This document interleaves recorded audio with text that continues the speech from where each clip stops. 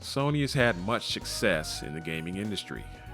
Their first hardware entry in the PlayStation set records, selling an unprecedented 100 million units.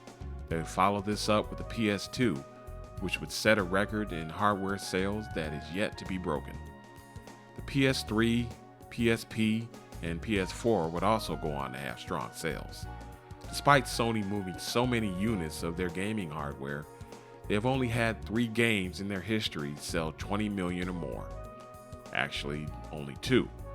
Grand Theft Auto 5 did it twice for the PS3 and PS4, and they also have Spider-Man. Meanwhile, Nintendo has made it look easy with how many times their games sell in the tens of millions, going all the way back to the NES. Super Mario Bros. 40 million sold was a record that wasn't broken until Wii Sports went on to sell 80 million copies 30 years later. Some may bring up Pokemon for the Game Boy selling 46 million, but we all know mainline Pokemon games are released as multiple SKUs. What has been said to detract from such spectacular sales numbers is the fact Super Mario Bros. And Wii Sports were both pack-in games. There are games which are bundled with the console, in most cases at no extra cost over the price of the console. Many will tell you these numbers for many of these Nintendo games wouldn't happen if they weren't bundled games. At first blush, this would seem reasonable as you essentially get this particular game for free when you buy the system.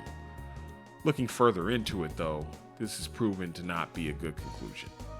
It becomes obvious when you look at why companies choose to bundle games with the system to begin with. Why was Altered Beast bundled with the Genesis when initially released? Was Altered Beast a struggling game that needed to get more sales so they offered it for free with a new system? Altered Beast was an arcade hit, and Sega believed the ability to play this great title at home would get more people to buy the Genesis. Sega's initial ad campaign was heavily focused on the allure of bringing the arcade experience to your living room. Altered Beast was positioned to be Sega's killer app. While you do get the pack-in game as a free addition with your system purchase, you still have to buy a whole game system to get the game. A game which would be $50 or $60 is now between $300 and $500. For those buying a new system, however, this would be a good deal, unless you didn't want the game. Concord wasn't going to sell better if Sony bundled it with a PS5. Redfall wasn't going to fly off the shelves because it came free with the Xbox. Games aren't bundled to sell more games, they're bundled to sell more systems. As I always say, you buy the hardware for the software, not the other way around. Wii Sports broke Super Mario Bros. Sales record, but I never counted Wii Sports because for the majority of the Wii's life cycle, there was no option to buy a Wii without Wii Sports.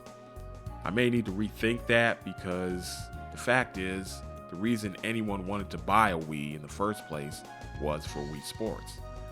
The Wii didn't sell Wii Sports. Wii Sports sold the Wii. Wii Sports was all the rage. It was the reason you saw Wiis in nursing homes, in hospitals, and even on TV.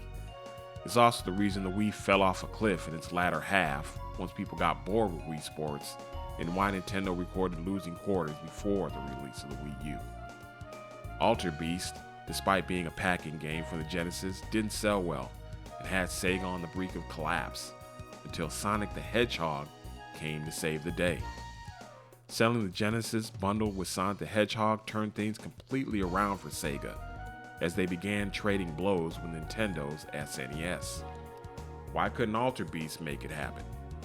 Why did bundling Sonic all of a sudden get people to buy Sega's system? Pack-in games are not a cheat code for game sales. Wii Sports should be praised for what it accomplished with the Wii, as it stared down Grand Theft Auto, Call of Duty, Halo, Gran Turismo, Last of Us, Uncharted, and other big-name titles to push the Wii to the top of a highly competitive console generation. A brief aside, some will tell you the reason the Wii won was because it was cheaper.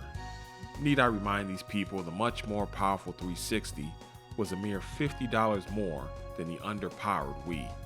While the PS3 initially priced itself out of the market, it was able to reel in the 360 at the end when prices came down to market level. It beat out the 360 in sales, but it couldn't catch the Wii. Bottom line, more people wanted to play Wii Sports than they did Halo, Call of Duty, and Grand Theft Auto. A situation similar to this is the Switch being only $50 cheaper than the infinitely more powerful Steam Deck, yet it's still eating its lunch. If you want to talk about port begging, check out deck users wanting Nintendo games on PC, and how one of the Steam Deck's biggest draws is being able to emulate Switch games. Software is king. The hardware is just the thing you play it on. I talked about why Nintendo won't put their games on other platforms, and this is why. Sony and Microsoft don't have games compelling enough to get people to buy their console, so third party is the only way forward for them. Stellar Blade is going to be awesome for the PC. As Reggie Fils-Aimé once said, "He with the best game shall win."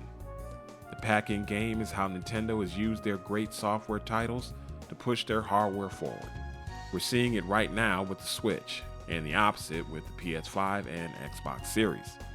If you don't have great exclusive games, no one is going to buy your system. Nintendo is now the only game company still selling you a game box with games. The only thing that's a Nintendo Switch is a Nintendo Switch.